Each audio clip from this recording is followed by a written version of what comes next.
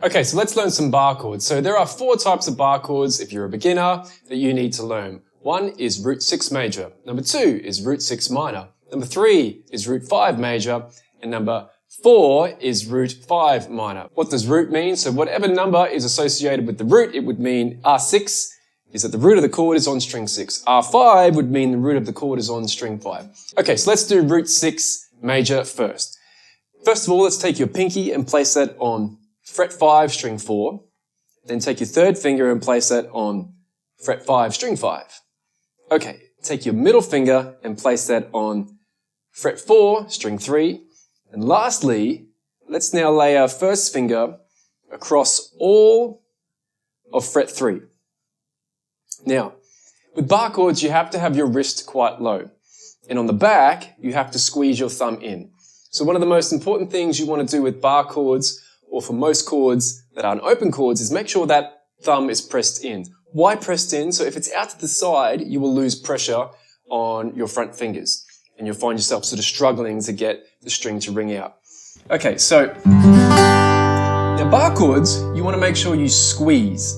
Think about squeezing between your thumb and index finger. Squeeze. Don't grab. So guitar is not a grabbing instrument.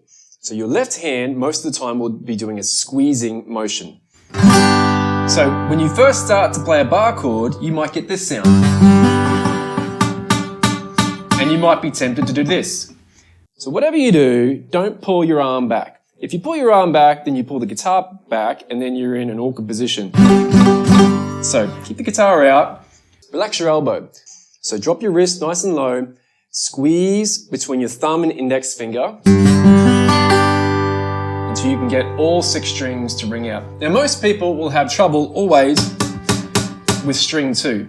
And you will think, I cannot get my finger to push in any further. Yes, you can. You just have to squeeze. You might get a little bit of discomfort in the palm of your hand and your wrist. Don't worry, it will be okay. Shake your hand and come back to it. Okay, so one more time. Let's start with our pinky on fret 5, string 4. Let's place our third finger on fret 5, string 5. Let's then take our middle finger and place it on fret 4, string 3, and then let's lay our first finger across fret 3. Okay, so quick and easy. All you have to do for root 6 minor is take your middle finger off. And then you have root 6 minor. This one's a little bit more tricky because you have to make sure you're getting all top 3 strings to ring out from the pressure of your first finger. So, like you did with root 6 major, string 2 can be a little bit tricky, but string 3 can also be tricky, so you really have to squeeze your hand in as hard as you can. Let's do that one more time. So with root 6 minor, all you have to do is take off your middle finger, and there's your root 6 minor. Okay, so let's learn root 5 major. So the first thing you want to do is take your third finger, and you're going to place it, the tip of it, on string 4, fret 5. Now what we're going to do, we're going to lay our third finger down so it bars string 4, 3 and 2 across fret 5. Now from there, we're going to take the tip of our first finger and place it on fret 3. Now these are a little bit tricky because you don't want to squeeze your third finger in so much that we get, right? So that's a different chord. It's still a major chord, but then we have a major 6. So your third finger has to indent. What does indent mean? It has to sort of fold in like that. So then the pressure of the skin can mute that top string, sorry. And then we place our pointer finger on fret 3. So let's do that again. So take the tip of your third finger, place it on fret 5, string 4, and then we're going to lay it down, indented, across string 4, 3 and 2. The skin of our finger is going to mute the bottom string, and then we're going to place the tip of our first finger on fret 3. Now with the first finger, you don't want to push in too hard with the first finger. All you need is the tip of the finger there.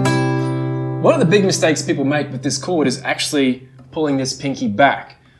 Guitar is pretty foolproof. it's pretty hard to hurt yourself. But this is actually one thing you never want to do on the guitar. So when you pull your finger back and you push your finger in, I'm not a physio, but up in your arm, I've seen people injure themselves. So whatever you do, keep these two fingers out. So middle finger will just sit there and your pinky will sit there. Now your left hand, when you start to learn, will get what's called independence. So what does that mean is when you can move each finger individually while keeping your other ones in place. So this chord requires independence with this finger and that finger. So when you first start to do this chord, you will be tempted to pull your fingers back. But like I said, whatever you do, don't pull your pinky back behind while pushing that one in, because you can hurt your wrist and you can hurt up in your forearm. Okay, lastly, let's talk about root 5 minor. So root 5 minor is exactly the same as root 6 major. But all you have to do is shift your whole hand down one set of strings. So let's take our pinky and place that on fret 5, string 3. Let's take our third finger and place that on fret 5, string 4. Then let's take our middle finger and place that on fret 4, string 2. And then we're going to lay our first finger across all of fret 3 from string 5 down. So string 6 is not part of that chord. Here's a little tip. You can use the top of your first finger to push up into string 6. So then if you were strumming, that's going to be muted, so you don't have to worry about getting any notes that might go with the chord you're playing. So I hope that helps. As ever, please subscribe. Any questions, please leave in the comments below. I'd love to help you, and we'll see you in the next video.